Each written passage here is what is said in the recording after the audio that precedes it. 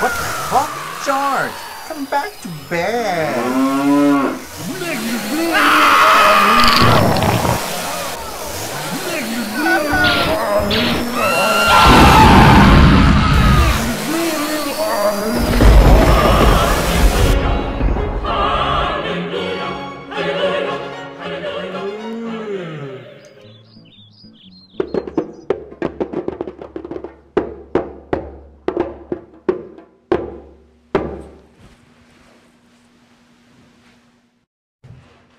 Bonjour et bienvenue à Histoire de la Bible.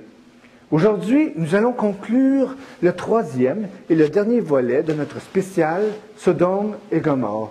On se souviendra que lors des épisodes précédents, Sodome et Gomorrhe avaient été détruites par la volonté du Saint-Père qui, là de voir tant de débauches, ça dit « on rase ».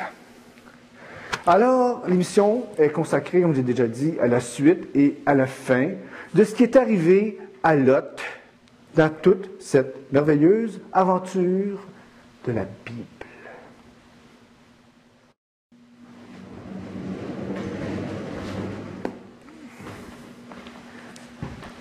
Bon, Lot était dans la ville de Soar.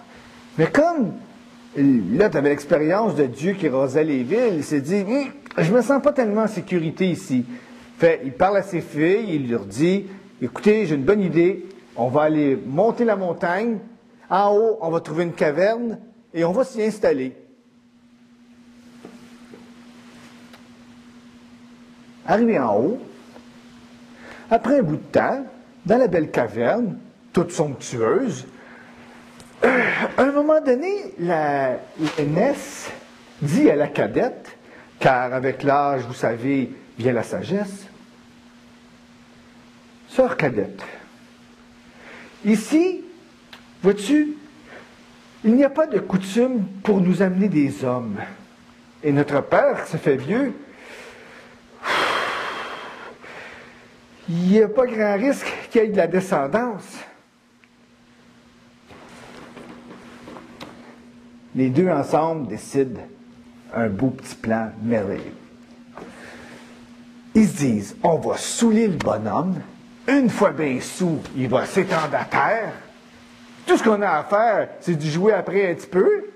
Il va être bing, et puis là, on va se faire enfanter sans qu'il s'en rende compte.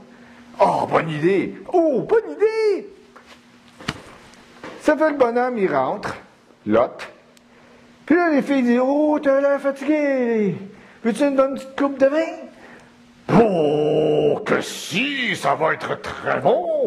Alors là, une coupe de vin après l'autre, Lot, complètement, paf, se couche à terre, et l'aînesse, vu que c'est la plus vieille, dit, c'est moi la première. Zing, zing, zing, dou, dou, dou, dou, dou, dou, dou. Et le lendemain matin, le monsieur se réveille, là, il dit, oh, je me souviens de rien, mais, oh, ouf, quelle nuit! Le surlendemain, même chose, sauf que ce fut cette fois-ci la cadette. Ding, ding, ding, que désirez-vous?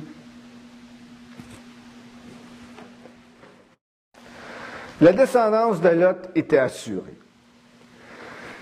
La plus vieille engendra un fils qu'elle nomma Moab, le père des Moabites d'aujourd'hui.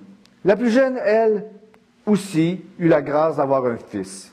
Elle le nomma Ben-Ami, le père des fils d'Amon d'aujourd'hui. Aujourd'hui, évidemment, étant hier, puisque la Bible a été écrite dans des temps immémoriaux par des inconnus, toutefois illustres.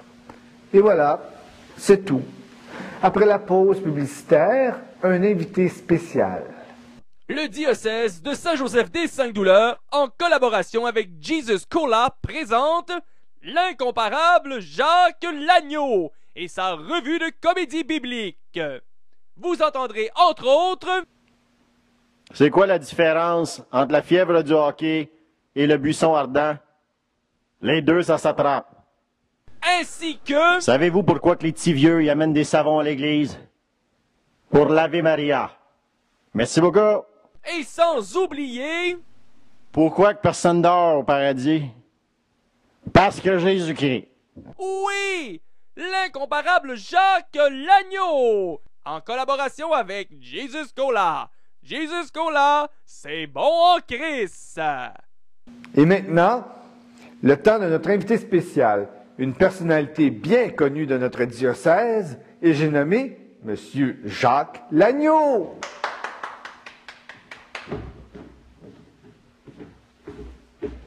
Merci, Père Léonard. Merci tout le monde. Et maintenant, un brin d'humour biblique. Savez-vous pourquoi que Lot, il s'est enfui de Sodome? Parce qu'il y avait trop de Gomorrhe. Merci beaucoup. C'est tout? Ouais. Il n'y en a pas d'autres. Je pense qu'on est mieux pas. Bravo. Et c'est sur ce ton d'humour que se conclut Histoire de Bible cette semaine. N'oubliez pas de nous revenir la semaine prochaine, même heure, même poste, pour une autre Histoire de Bible. C'est le Père Léonard qui vous dit, surtout, gardez le cap.